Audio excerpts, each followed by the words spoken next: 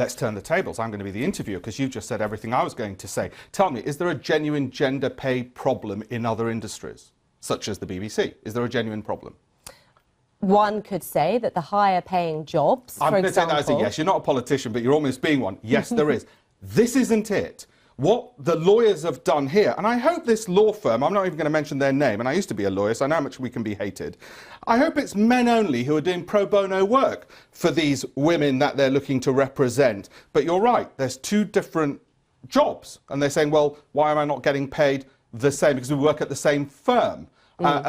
Just because I happen to work at Manchester United doesn't mean I should be getting paid the same as their footballers on the field. It's not, from what I can see, it has got nothing to do with gender. It is lawyers, by the looks of it, on the make. Never try and defame lawyers. It's a risky business. But I really do hope that they've only got the men working pro bono on this because they feel so compelled to fight the cause of justice.